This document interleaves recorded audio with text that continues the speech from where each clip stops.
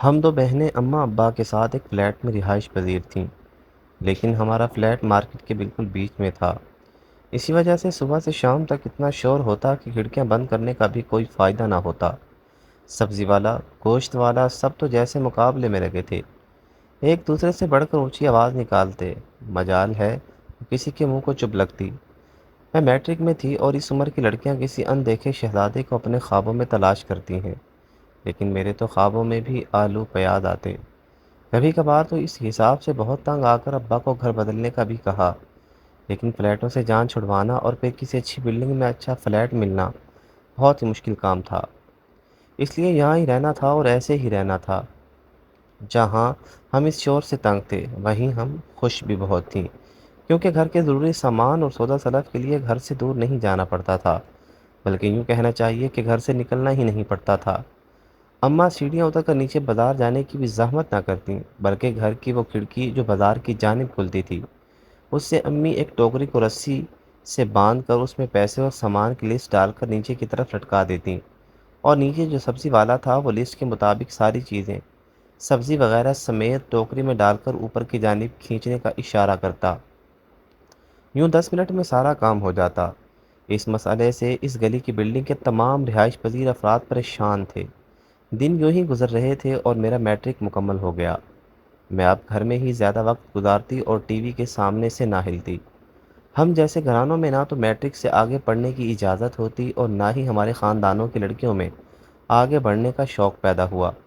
میں بھی انہی میں سے ایک تھی۔ پڑھائی سے ہر وقت بیزار رہنے والی میرے لیے میٹرک میں عبوری کامیابی کافی تھی۔ میٹرک کے بعد خود کو پڑھائی سے آزاد سمجھ کر مکمل طور پر گھر میں رہتی اور اماں کا کاموں میں ہاتھ بٹاتی۔ زیادہ کام میری بڑی بہن سنبھالتی تھی، اس لیے میں زیادہ توجہ نہ دیتی۔ ایک دن اماں کو گاؤں سے ماموں کا فون آیا کہ نانی کی طبیعت بہت زیادہ خراب ہے۔ اماں چونکہ کلوتی بیٹی تھی اس لیے اماں کا وہاں ہونا لازمی تھا۔ اماں نے ضروری سامان باندھا اور اگلے ہی روز گاؤں کے لیے روانہ ہو گئیں۔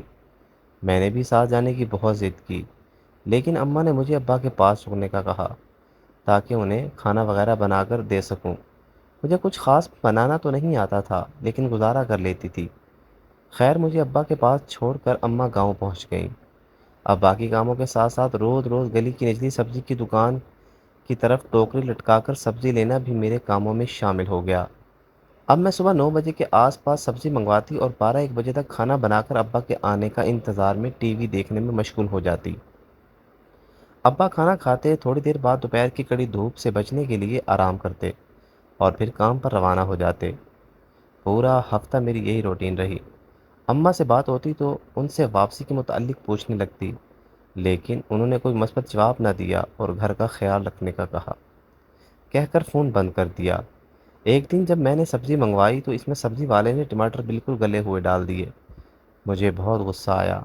اوپر کھڑکی سے نیچے جھانک کر دیکھا تو ایک خوبرو نوجوان جو کہ کوئی 19 سال کا ہوگا دکان پر کھڑا سبزی بیچ رہا تھا۔ میں نے اسے ڈانٹ کر کہا، آج یہ کیسی سبزی بھیجی ہے؟ یہ ٹماٹر تو سالن میں ڈالنے کے لائق نہیں ہے۔ اماں گھر نہیں ہے اس کا یہ مطلب نہیں کہ تم اپنا سارا خراب مال ہمیں دے دو۔ وہ نیچے کھڑا میری باتیں سنتا رہا۔ میں نے اگلے ہی لمحے ٹوکری دوبارہ نیچے کی اور کہا کہ ابھی یہ ساری سبزی تبدیل کر کے صاف والی دو۔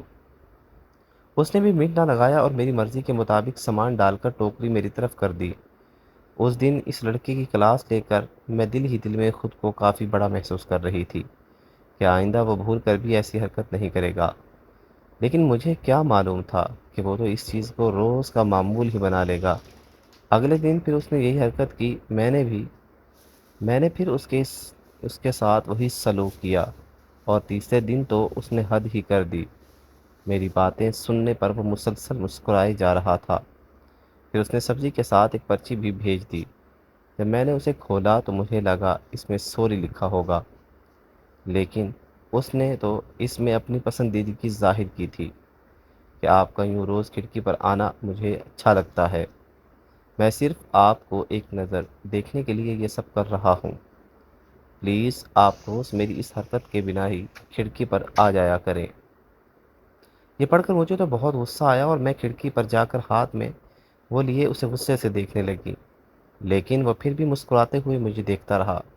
میں آئی تو غصہ کرنے تھی، لیکن اسے اس طرح دیکھ کر میری بھی ہنسی چھوٹ گئی۔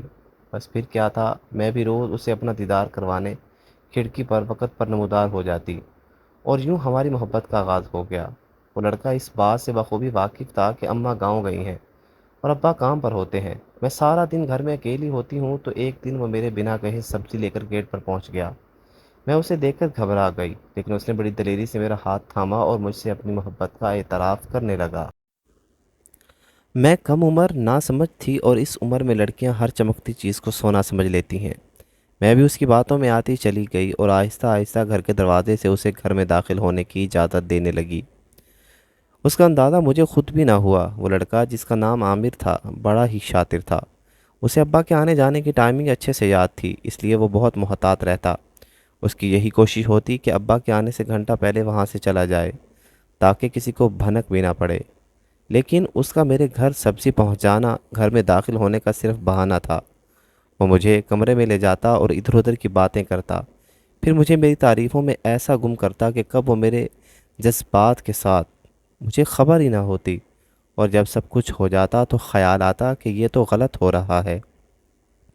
مجھے اسے اس حد تک نہیں لانا چاہیے تھا، لیکن تنہائی میں شیطان کا غلبہ بڑا ہی پرزور ہوتا ہے، اور میں اس کے بہکاوے میں آ جاتی۔ ایک روز جب اس طرح وہ گھر میں میرے ساتھ موجود تھا تو ابا اپنے مقررہ وقت سے پہلے گھر آ گئے۔ دراصل ان کی طبیعت آج کچھ ٹھیک نہیں تھی۔ میں نے جلدی سے پردے کے پیچھے چھپنے کا کہا اور خود جا کر ابا کے آگے دروازہ کھول دیا۔ ابا نے میرے دیر سے دروازہ کھولنے کی وجہ پوچھی۔ مجھے تو کوئی بہانہ نہ سمجھ آیا، یہی کہہ دیا کہ ٹی وی اونچی آواز میں لگا کر دیکھ رہی تھی، اس لیے دستک کا پتہ نہ چلا۔ ابا آتے ساتھ ہی واش روم میں چلے گئے۔ مجھے عامر کو بھگانے کا موقع مل گیا۔ میں نے دروازہ نہیں لگایا اور اسے گھر سے باہر نکال کر دروازہ پھر سے بند کر دیا۔